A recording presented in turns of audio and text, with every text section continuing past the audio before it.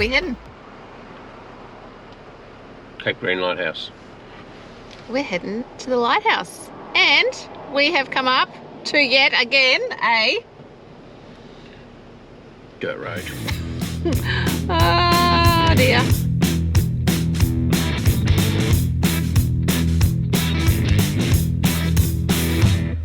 Got a two-tongue weight from my hairline to my backbone, and it's dragging me around, but I don't listen. We can see it! Woohoo! The road wasn't too bad, was it? That's right. Oh, look at that! And run red lights. Now watch me fly. So it is quite a big area that we are going to cover today and take you with us. So our first stop is going to be this one, which is at the Green Cape Lighthouse. So we've travelled on the dirt road probably around about, I don't know, maybe 25 kilometres. The road wasn't too bad. I'm going to say that you can do it in a two-wheel drive, just drive to conditions, as we always say. So we're going to go here first, have a look around and make our way through and around, and then our final destination is going to be somewhere pretty cool. So stick around and we'll get to that one a little bit later on. That's the old telegraph station. What can you tell us about that?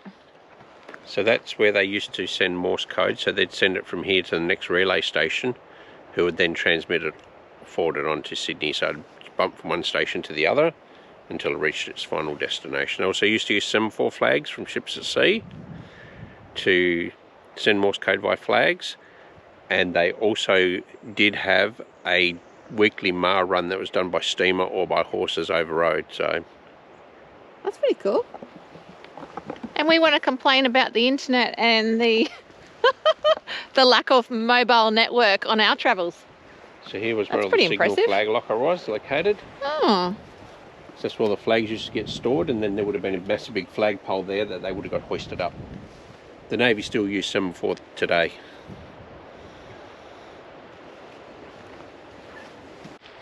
So they're the old horse stables there. So basically what they did, they had the horses, they used them to carry their supplies from down in the other bay areas up here, and I guess they had to keep them in the stable so they didn't get blown away. Yeah. Not that it's windy today, it's absolutely perler of a day today. There's also cottages here. I will put a link below. You can actually stay at the cottages. I'm going to say that's pretty cool. It is fairly remote. I'm going to say it's just relaxing here. I'd say they're haunted too. Well, they probably are. Look at that. They look pretty cute. I can't believe all the chimneys they've got. But I guess, you know what? I'm fully rugged up like a little snowman today. It is a perfect day. As I said, it's not windy, but it's pretty cold. I think when we hopped out of Big Brucey, he was saying around about 16 degrees. So I guess, imagine being up here all those years ago. They wouldn't, I suppose they would have had woolen blankets and beautiful coats and stuff like that. And I think what is that, 5 fireplaces? So in that one there, that's got 5. And the little cottage over there, that's got 3. So I reckon they would have used the horses to carry up all the firewood as well. So up here they had one main lighthouse keeper, and he lived in the main cottage here, and then he had 2 assistants to help him out with the lighthouse, and they lived in this little cottage here. That's a lot. That's like 3 people to man the lighthouse. We can't work 24 hours a day. Oh yeah, I suppose. Did they have a candle in it? I don't know what they used, maybe. I don't know. Who knows? If you know, put it in the comment below. Happen, babe? Pardon? You know what would happen if they had a candle? It'd get blown out. There'd be the one up there. Who blew out the candle? Who blew the candle out? Who blew the candle out? I don't know. Check out these beauties behind me. I reckon these are running it now. The solar panels. I reckon it is.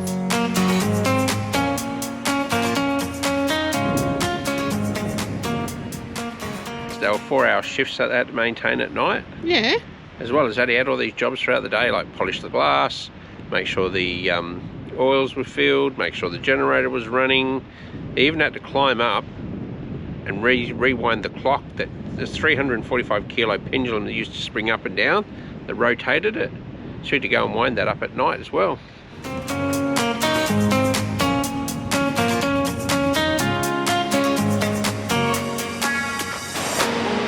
out there, I can see them. Woo! There he goes again.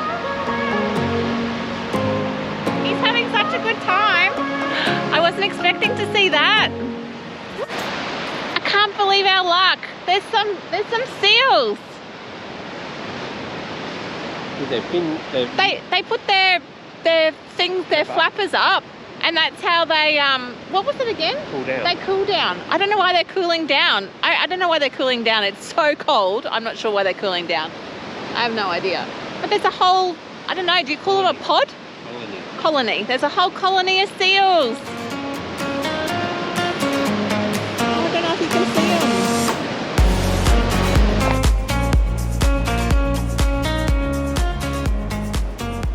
So the Green Cape Lighthouse is actually 29 meters high. It's absolutely stunning. And it was first lit on the 1st of November in 1883.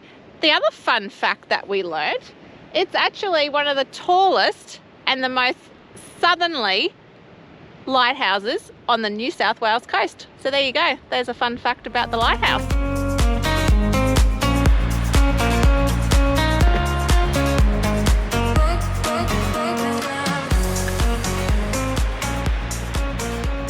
I forgot to tell you guys as well where the actual Green Cape Lighthouse is. It's actually in the Ben Boyd National Park.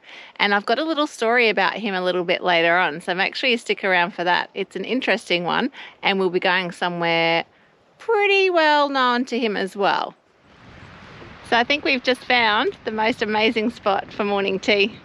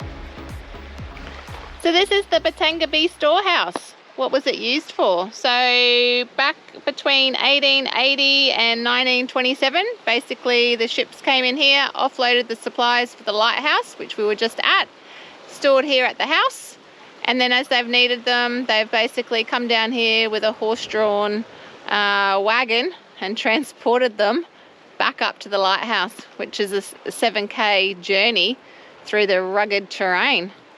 Wow, that's how they did it back then. But this is such a beautiful bay area. It's so pretty. And this is the old storehouse as it is now. We're not sure why they made it here, because if you look over there, there's a perfectly good sand bay area, which would have made it much easier, I reckon, to offload. But anyway.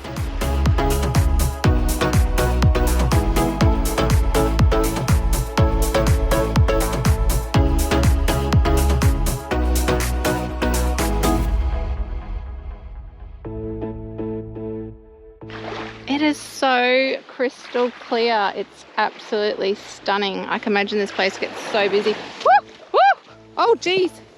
Oh, dear. I got a bit carried away again. Got my feet wet. I get excited and then the water always gets me.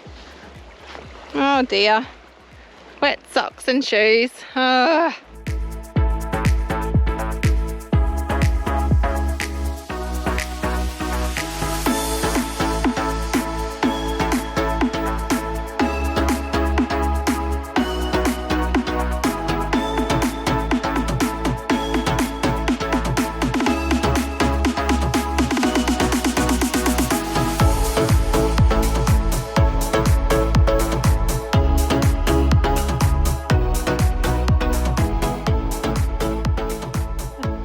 You can do this one. It's the Light to the Light walk. So basically from here, you hike all the way up the coastline, which is saying it's about 8k to the lighthouse.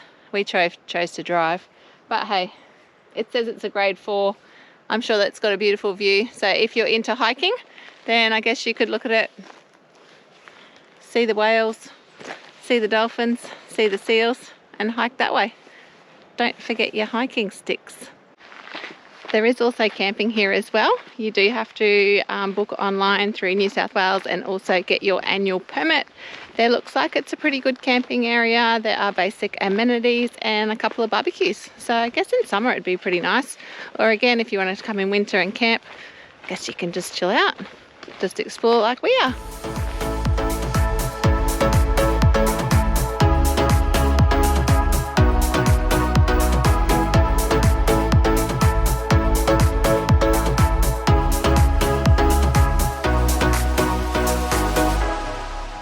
As I've said before, with New South Wales, you just jump online, get your annual permit or however long you're staying in New South Wales for, and then you just do your camping booking separately to that.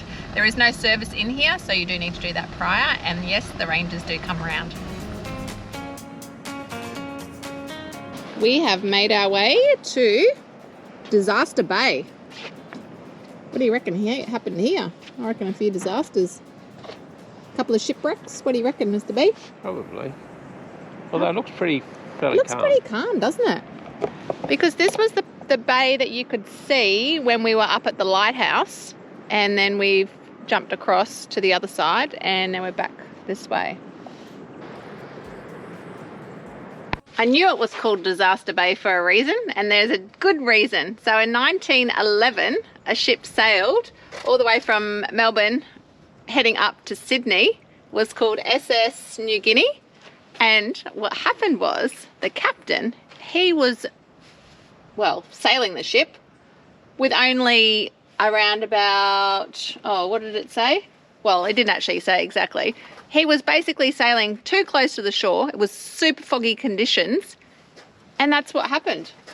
He shipwrecked the SS New Guinea, and today, these are some pictures. I wonder if it's still even down there. I'm going to say maybe you can go diving. Maybe that's something that they do in the area. But yeah, so basically there's a good old shipwreck down there. Don't know if there's going to be much left from 1911. What do you reckon, Mr. B? Yeah, it'll still be there. You reckon? Yeah. He did so well, but because he was only 1 kilometre from the lighthouse, but he was clearly travelling too close to the shore. Now that's the reason it's called Disaster Bay.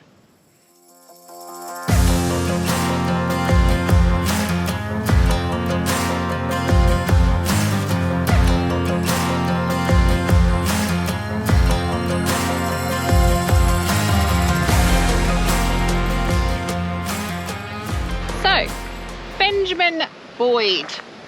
He was a Scottish fellow that came out here back in the 1800s. He was an entrepreneur. He had his finger in all the pies, didn't he? Yep. And he wanted to spend a lot of money. So what did he do? Well, he wanted to build a lighthouse. He did. He built it, but then it sort of, the planning collapsed. Well, he didn't get a bloody approval. That's why. And so because it didn't get approved and it wasn't a lighthouse, he turned it into a whale watching tower. So what they used to do is they would man the tower during whale season. They would shoot a gun off to let the boats over at Eden know the whalers to man their boats, and then they would guide them pretty much out to the spot where the whales were. That's it. Exactly. And the Davidson Hut, which is a historic whaling hut just up the road, which hopefully we'll get to stop in there. They actually used this for over 50 years. Yep. Yeah, with smoke signals and that sort of stuff. And what happened was, basically he ran out of money. This is Mr. Boyd. He ran out of money. He then went across to America to California. California, to do a bit of gold digging. Didn't succeed with that. So then he went over to the Solomon Islands. Wasn't good what he did there. What did he do there? He did blackbirding, so basically slavery. He took islanders to come and work his pastoral lands in New South Wales. Yep. And then, guess what? He was murdered. He was murdered in the Solomon Islands. There is a bit more of a story because, well, not currently. They have actually just started renaming Everything to do with Benjamin Boyd. because of that reason.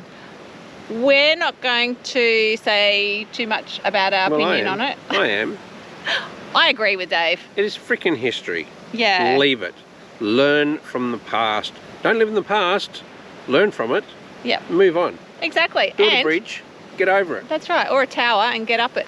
So, you know what? The thing too, they have done such a great job here in doing a boardwalk, seating. So many people are coming and looking at this tower and they're learning about the history of it. So, you know what? I say, why rename things? Just keep it as it is. I'm still calling it the Benjamin Boyd National Park. However, they have renamed it. And Yes. Last rant. you, the taxpayers, paying for the renaming and the signs. Exactly. Anyway, enough of that. Let's check out the tower. And you know what? I'm going to say it is absolutely better than what I expected. I did actually learn each of these bricks, blocks, whatever you want to call it. Sandstone. The sandstone came from Sydney.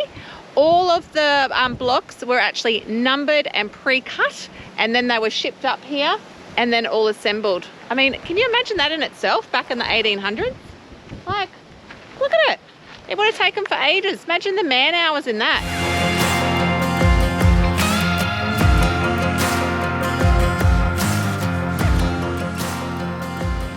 All of that with the history and the whole story, it's still something that I have definitely enjoyed my visit at. So I'm going to say, if you're in the area, definitely come and check it out and the history.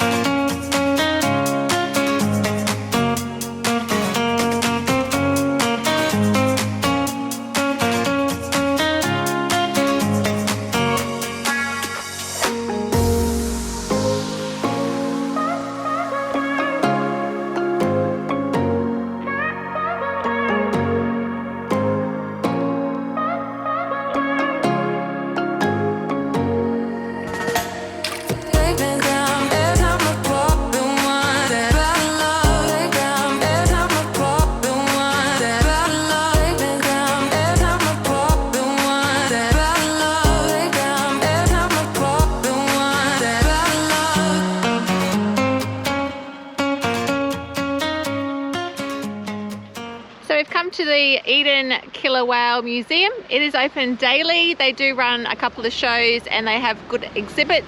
I won't actually be going through it today, but I just wanted to show you it's literally an easy 200-meter walk from the centre of town where I left Dave. There is ample parking here as well.